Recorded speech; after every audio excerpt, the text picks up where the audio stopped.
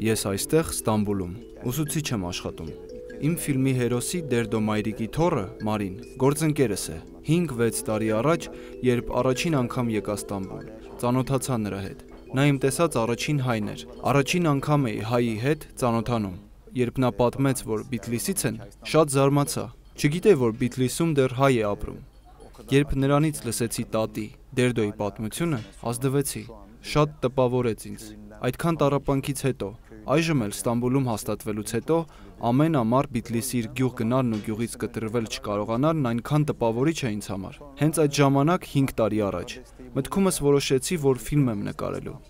2 տարի առաջ Հայաստան-Թուրքիա կինոպլատֆորմից ֆինանսական աջակցություն ստանալով սկսեցինք ֆիլմի նկարահանման աշխատանքները։ Siz ne kadar burada kalıyorsunuz? Ceviz bitene kadar. Tek tek ceviz var toplayıp zukuma cevizlere. Ինչու ընկույզի ծառ։ Այն ունի սիմվոլիկ նշանակություն։ Դերդո Մայրիկի Բիթլիսում գտնվող գյուղի տան հենց կողքին ընկույզի ծառ կա։ Շատ մեծ ծառ է։ Ընկույզ հավաքելն իր համար կարևոր իրադարձություն է։ Մնում է գյուղում, հավաքում ընկույզը ու նոր միայն Բիթլիսից գալիս Ստամբուլ։ Դա հոկտեմբեր-նոյեմբեր ամիսներին։ Հասկացա նաև, որ ընկույզի ծառը Անատոլիայում ապրող հայերի համար ունի կարևոր նշանակություն։ Ամեն հայի տան մոտ միշտ մի ընկույզի ծառ է եղել։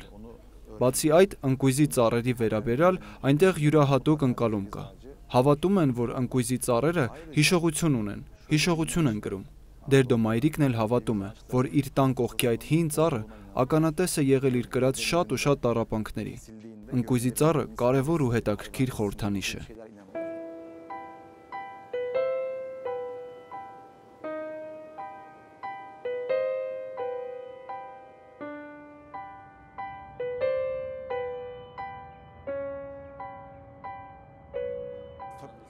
Ֆիլմում ներկայացվում է Դերդո Մայրիկի կյանքի պատմությունը, թե ինչպես նա 40 տարի առաջ ամուսնու մահանալուց հետո 8 երեխաների հետ միասին Բիթլիսից լեռներով գալիս հասնում է Ստամբուլ, ուր շատ աղքատ ու վատ վիճակում է հայտնվում։ Գյուղում համագյուղացիները խլում են իր հողերի մի մասը։ Հողերը հետ վերցնելու նպատակով Դերդոն դատարան է դիմում։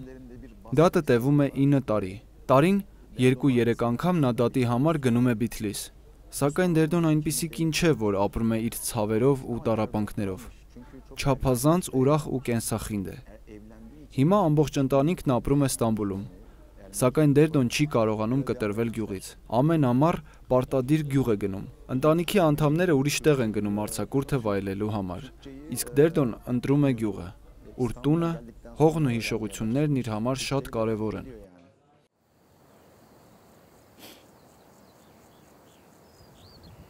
Այստեղ ապրող հայերն իրենց ինքնության պատճառով շատ դժվարություններ են ունենում։ Ֆիլմում հենց Դերդոն պատմում է, որ այնտեղ ժամանակին շատ հայեր կային։ Սակայն ճնշումների պատճառով հենց օրինակ Դերդոյի գերդաստանի մի զգալի մասը մահմեդական է դառնում։ Մահմեդական դառնալով կորցնում են ինքնությունը։ Սակայն Դերդոն չի կորցնում ինքնությունը, որովհետև վաղ տարիքում է ամուսնանում, պահպանում կրոնն ու հայկական ինքնությունը։ Գիտի հայերեն, նաև քրդերեն։ Թուրքերեն չգիտեր։ Ստամբուլ գալուց հետո սկսում է սովորել։ Հիմա արդեն գիտի։ Մի քիչ էլ արաբերեն գիտի Դերդոն։ Շատ բազմալեզու կին է ու շատ հետաքրքիր կերպար։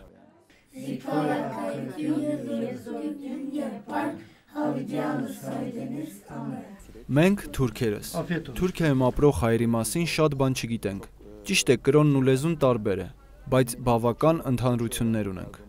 Ես հայերին ընդհանրապես չէի ճանաչում, բայց ֆիլմի նկարահանման ընթացքն ինձ համար շատ ուսուցողական, ճանաչողական եղավ։ Շատ բան սովորեցի։ Դեռ շատ սովորելիք ունեմ, բայց շատ բան էլ Դերդոյից սովորեցի։ Ու լավ, մտերիմ հարաբերություններ ստեղծեցի Դերդոյի ու իր ընտանիքի հետ։